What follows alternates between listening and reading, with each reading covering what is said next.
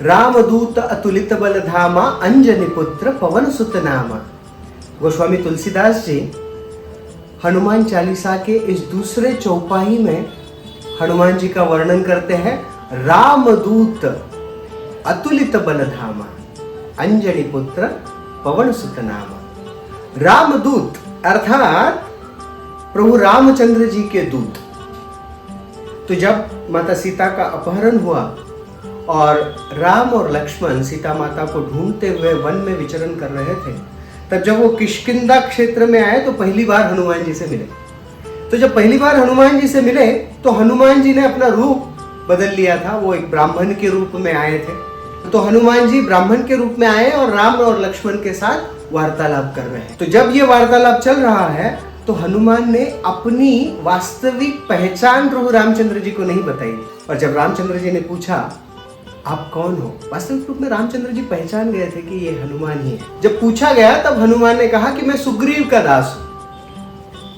रामचंद्र जी को बड़ी आतुरता थी अपने भक्त से मिलने के लिए, लेकिन जैसे ही उसने कहा कि वो तो सुग्रीव का दास है, राम के साथ जो संबंध है वो अभी तक तो उन्होंने स्थापित किया नहीं, दिखाया नहीं। तो फिर लक्ष्मण को रामचंद्र जी ने आगे किया, लक्ष्मण ने वार्तालाप किया। हनुमान जी पर रामचंद्र जी इतने अधिक प्रसन्न नहीं। वो जब सुग्रीव के पास चले गए तो वहां जाने के बाद सुग्रीव ने प्रभु रामचंद्र जी को बैठने के लिए एक डाली दे दी, उनका आदर सत्कार किया और एक डाली बैठने के लिए दी। तो रामचंद्र जी तो उस पर बैठ गए, लेकिन सुग्रीव ने लक्ष्मण जी को बैठने के लिए कोई स्थान नहीं दिया। ये देखकर रामचंद्र जी को अच्छा नहीं लगा। इस बात को हनुमान जी ने भांप लिया और फिर हनुमान जी एक चंदन की डाली लाकर लक्ष्मण जी को देते हैं और कहते हैं कि आप इस पर विराजित हो जाइए। तो जब लक्ष्मण बैठते हैं तब हनुमान जी की तरफ देखकर Lord Ram smiles towards Hanuman. तो यहां से उनका जो संबंध है वो स्थापित होकर वृद्धिंगत होना शुरू हो गया। लेकिन 4 महीने लगे हनुमान जी को सुग्रीव दास से रामदूत बनने के लिए। तो चातुर्मास का समय समाप्त होने आ रहा था। उस समय हनुमान जी रामचंद्र जी के दूत बने। उन्होंने रामचंद्र जी की मुद्रिका ली और सीता माता को ढूंढने के लिए चले गए। तो यहां से लेकर फिर अगले 2 महीनों तक हनुमान जी सीता माता को ढूंढने का कार्य करते हैं, समुद्र को लांघते हैं, समुद्र को लांघ कर सीता माता को ढूंढते हैं। और जब वो सीता माता के सामने जाते हैं और सीता माता का प्रभु रामचंद्र जी के प्रति जो व्यवहार है, जो सेवा करने की भावना है, वो देखकर हनुमान जी इतने अत्यधिक प्रभावित होते हैं और वो रामदूत से रामदास बनने के लिए तैयार हो जाते हैं। तो हनुमान जी निर्धारित करते हैं कि आज से लेकर अनादिकाल तक प्रभु रामचंद्र जी का दास बनकर मैं सेवा करूंगा। तो 4 महीने लगे हनुमान जी को सुग्रीव दास से रामदूत बनने के लिए और 2 महीने लगे रामदूत से रामदास बनने के लिए। और फिर आजीवन प्रभु रामचंद्र जी के सेवक बनकर हनुमान जी रहे। रामदूत अतुलित बलधामा। हनुमान जी की जो शक्ति है, जो बल है, वो अतुलित है। उसकी तुलना किसी के साथ नहीं की जा सकती। वास्तविक रूप में जब एक बार वानर राज केसरी और माता अंजना अपने पुत्र को लेकर उत्तर दिशा की ओर चले गए, जब वे हिमालय में बद्रीनारायण का दर्शन करने के लिए चले गए, तब वहां पर विश्वंभर नाम के एक ऋषि तपस्या कर रहे थे। वास्तविक रूप में पिछले 50 वर्षों से इन विश्वंभर ऋषि ने मौन व्रत को धारण किया हुआ था। और जब उन्होंने मौन व्रत धारण किया, उनके शिष्य आदिगण उनके साथ उनकी सेवा करते, लेकिन कभी भी किसी ने उनको कुछ कहते हुए नहीं सुना। तो केसरी और अंजना अपने पुत्र हनुमान के साथ उनका दर्शन करने के लिए वहां पर गए। बद्रीनारायण का जब वहां पर दर्शन हो रहा था, बद्रीनारायण की मूर्ति को देखकर हनुमान चिल्लाने लगे, राम राम राम। और जब इस वाक्य को विश्वंभर मुनि ने सुना, तब उन्होंने अपना मौन तोड़ दिया और कहा, सत्य वचन सत्य वचन सत्य वचन। सब आश्चर्यचकित हो गए कि किस प्रकार से विश्वम्भर मुनि ने अपना मौन व्रत तोड़ दिया।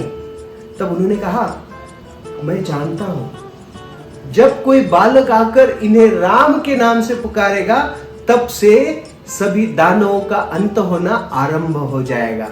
ये बालक कोई साधारण बालक नहीं है। तो इस प्रकार से इतने शक्तिशाली है हनुमान जी, जिनकी शक्ति की कोई परिसीमा नहीं। चाहे वो लक्ष्मण जी को शक्ति अस्त्र लगने के बाद द्रोणागिरी पर्वत को उठाकर लाना हो या अन्य कोई अति दुष्कर कार्य करना हो, बड़े बलशाली है हनुमान जी। रामदूत अतुलित बलधामा।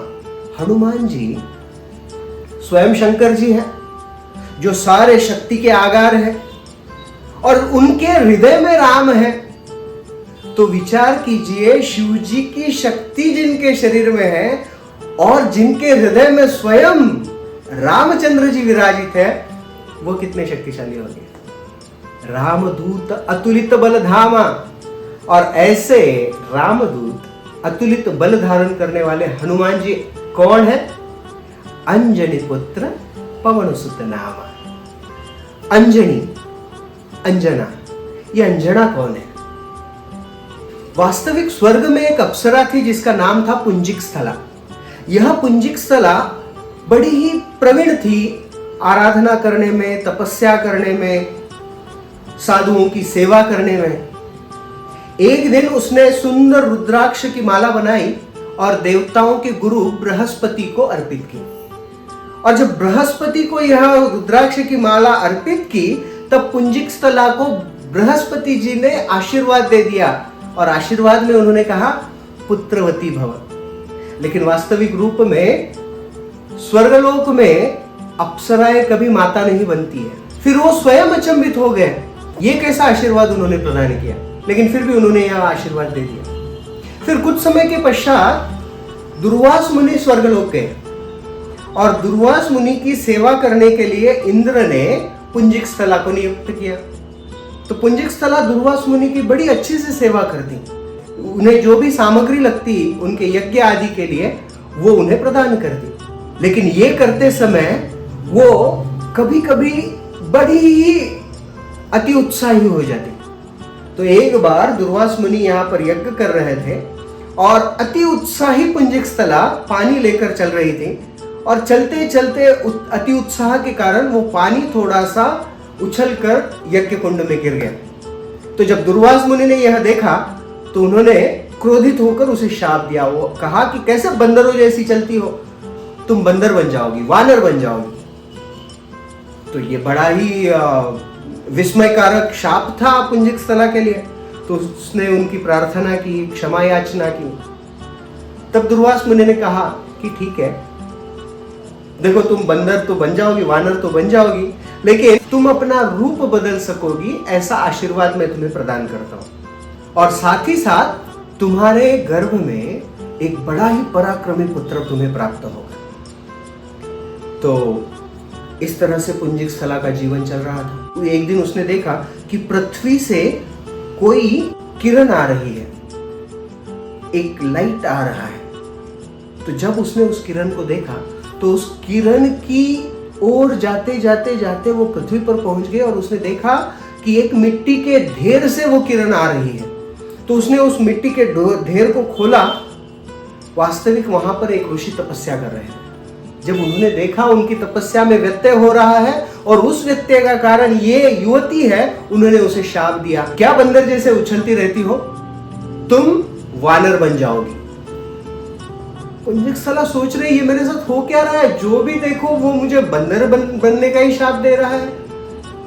और उसे इन्हीं दिनों में कुछ स्वप्न आते और स्वप्न में वो देखती कि बहुत सारे बंदर हैं और एक छोटा सा बंदर उसका हाथ पकड़कर खींच रहा है, उसका हाथ पकड़कर चल रहा है। यही पुंजिक स्थला कुंजर नामक एक वानर राज की पुत्री के रूप में अवतरित हुई। तो अंजना जो स्वर्ग में पुंजिक स्थला है, वह वानर राज कुंजर की पुत्री अंजना बन गई। फिर जैसे वो बड़ी हुई, उसका विवाह हुआ वानर राज केसरी के साथ। केसरी और अंजना अपने दाम्पत्य जीवन में बड़े संतुष्ट थे। वो संतुष्ट थे, केवल एक कमी थी, उनका कोई पुत्र नहीं था। तो वानरराज केशरी और अंजना दोनों मिलकर तपस्या कर रहे थे ताकि उन्हें पुत्र प्राप्त हो। तो यहां पर वानरराज केशरी और अंजना तपस्या कर रहे हैं। उसी समय उत्तर भारत अयोध्या में महाराज दशरथ अपने तीनों रानियों के साथ पुत्र कामेष्टि यज्ञ कर रहे थे, क्योंकि वहां पर भी महाराज दशरथ को सारा ऐश्वर्य था, केवल पुत्र नहीं था। जब महाराज दशरथ का पुत्र कामेष्टि यज्ञ पूर्ण हुआ, तब अग्निदेव ने उन्हें पायसम प्रदान किया। तो वह जो खीर थी वो माता कौशल्या, माता कैकेयी और माता सुमित्रा में बट रही थी। माता कौशल्या के हाथ में जो खीर थी उसका एक हिस्सा लेकर गरुड़ जी उड़ गए, और जब वो उड़ रहे थे तो एक स्थान ऐसे हुआ, उनकी चोट से वह खीर नीचे गिर गई। तब वायुदेव, पवन देव ने उस खीर को धारण किया और तपस्या कर रही अंजना माता के गर्भ में स्थापित कर दिया। तो ये है हनुमान जी। और फिर हनुमान जी अंजना माता के गर्भ में बड़े हुए और प्रसव होने के बाद केशरी नंदन अंजनी पुत्र हनुमान जी के रूप में अवतरित हुए। क्योंकि अग्निदेव द्वारा दी गई इस खीर को पवन देव ने माता अंजना के पास सुपुर्द किया, इसलिए हनुमान जी के पिता पवन देव भी हुए। रामदूत अतुलित बलधामा अंजनी पुत्र पवन सुत नामा। सियावर रामचंद्र की जय, पवन सुत हनुमान की जय। हरे कृष्ण।